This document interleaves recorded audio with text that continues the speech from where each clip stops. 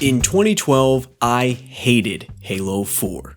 It's true, I was taken aback by the changed art style, I found myself uninterested in most of the new characters, and I found the interactions between Chief and Cortana to be overly cheesy and emo, as I would have said it back in the day. Joe Biden, wake up. And overall, I was not happy with the game. But by 2022, nearly 10 years after the game's initial release, I proudly advocate Halo 4 as not only one of my favorite Halo stories, but one of the best Halo stories. And the journey between myself in 2012 and 2022 is one that I think many fans my age could probably step along with, as it's a parallel to our own growth and maturation. So today, I want to talk about how Halo 4 went from one of my most hated games to one of my favorite, and why I think if you haven't played Halo 4 in almost 10 years, it's probably time to give it another try. Overall, I do believe it was the development of my own personal maturity that enabled me to turn my opinion of Halo 4 around. And I don't mean mature in the sense that I don't laugh at fart jokes or I don't get a hoot out of sending mean messages to the sex bots on Kick. I mean, in the 10 years between then and now, I have experienced and digested many personal life events that expanded and refined my worldview and personal views. It's by this measure that I came to realize Halo 4 wasn't about being emo, it was about loss. The Halo franchise has never been a stranger to making Chief fail in certain ways, or to award his triumph with simply more tribulation, but in Halo 4, 343 deliberately lets us see the Chief lose in his endeavors. And it's not his overall failure to save Cortana, it's in all the missed opportunities he had to do so. Think about it like this. He thinks finding their way back to the UNSC will save her. Well, they find the UNSC, just to find out that they in turn need saving. And in saving them, Cortana is not offered savior, but instead is threatened and targeted. So then ironically, to protect her, he must abandon the UNSC and his best chances of getting Cortana home. But not even getting her home aboard the Infinity was viable, because it would have meant leaving the Didact unchecked to collect the Composer, which, by the way, he still succeeds in doing, despite the Chief's best efforts, in turn resulting in the deaths of many and even more rampant deterioration of Cortana. I won't drone on this too much longer, but do you understand what I'm trying to say? There is not a single true victory in the events of Halo 4, and that on the surface is extremely frustrating, given that we as players are used to setbacks and twists, but never an ever-growing wave of crushing defeat. And I think when I was a teen, I was subconsciously affronted that 343 would foil the Chief so thoroughly. But now as an adult, I have this greater appreciation for the reality of it all, as it represents how often good intentions find themselves waysided to reality and those who act against good intentions. That sometimes in life, no matter how hard you try, failure is still always possible. But it's how you react to that failure that matters. It's what you do with failure that defines success. The Master Chief fails to save many in this game, including Cortana ultimately. But it's the people he does save from the Didact that's an insurmountable value in comparison. I also want to address a particular character who in 2012 I despised greatly, Captain Del Rio. Back then, I only saw him as a stuck-up prick who had the nerve to threaten the motherfucking Master Chief and Cortana, the saviors of the galaxy, man. What a stupid character. Where's Lord Hood? But today, I think Del Rio was supposed to be a clever foil of a different Halo character, Captain Jacob Keyes from Halo CE, and I think the idea behind Del Rio was to experiment with the what-ifs of the situation both captains found themselves in. Crash-landed, stranded on a strange, impossibly alien world, with threats growing beyond the known, straight into the unforeseen and seemingly unbeatable. Keyes, of course, takes the route of the stoic hero, resolute in his goal to save his crew at all costs, which ultimately led to his death. Del Rio, ironically, is of a similar mind, that he must save his ship and crew, but his actions are far more callous. He resorts to sacrifice of others in the intention of saving the many, and as the events of the game proceed, he starts to be driven more and more by his fear of losing and of being lost. He is then the opposite of Keyes, where he is willing to turn on his crew and allies simply to escape at all costs, to live to fight another day.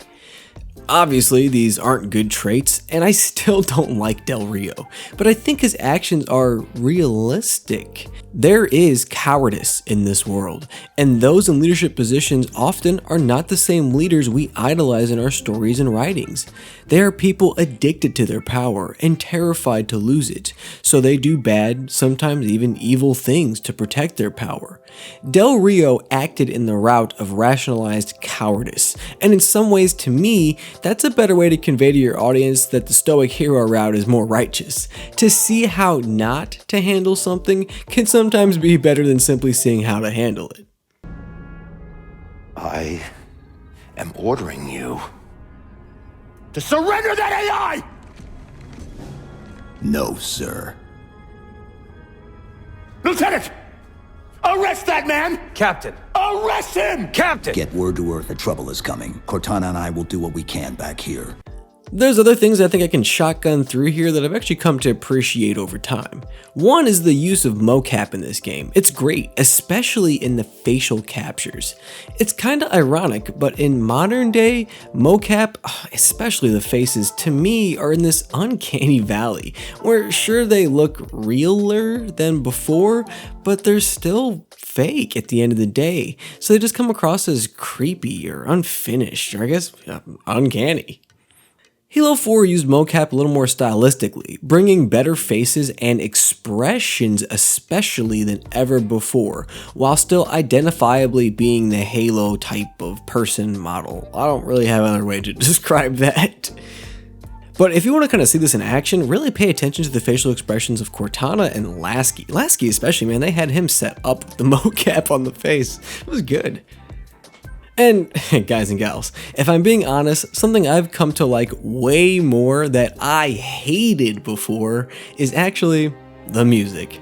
No, like seriously, I understand why many fans disliked how seemingly detached the music was from the original themes, but I have serious appreciation for how it both captures the mystique and grand technological marvel of Requiem. With huge sweeping orchestral tones blended with these subtle electronics throughout, tracks like Requiem, Mantis, Wreckage, and Legacy are fascinating to listen to and so iconic for the Reclaimer era. But dude, I could not talk about music without mentioning the tracks 117 and especially Green and Blue. In my opinion, some of the best music in Halo's total catalog, and faced with the monumental task of embodying Halo's two most iconic characters. Green and Blue's somber piano, backed with the ringing electronic tones, always takes me right back to our final moments with Cortana, surrounded by data, dust, and echoes. It's powerful and moving, and seriously to me, iconic not just to the Reclaimer era, but in my opinion to the Halo story at this point overall. I'm not coming with you this time. What? Most of me is down there. I only held enough back to get you off the ship. No. That's not... We go together. I'd go so much to say that almost 10 years later, I kind of have this feeling that Halo 4 should have been the last Halo. That is, with the Master Chief at least. It's a grand, albeit somber, conclusion to the journey of the Master Chief, who we awoke nearly 20 years ago to rise up and save humanity. Halo 4 delivers the hero home, with his enemies finally defeated and his original mission finally complete. It was my job to take care of you. We were supposed to take care of each other. And we did.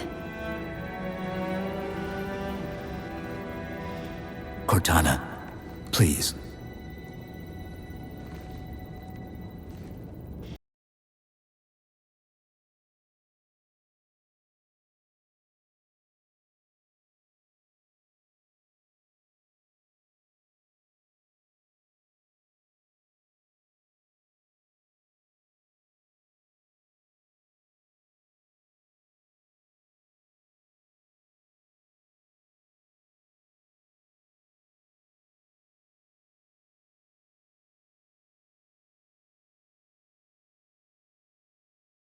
did a lot of things different, but for me, each thing done different was an acknowledgement of how things were. Halo 4 is still about the same things that make Halo Halo, and I think its ambition to be so narratively driven and introspective ended up being kind of its undoing for a fan base who maybe wasn't ready or not even interested in those types of goals. If you have a way to play Halo 4, I say give it a go through again. I'm happy that I rediscovered the game several years ago, and I'm grateful to see my opinions on it have transformed. Happy late birthday, Halo 4.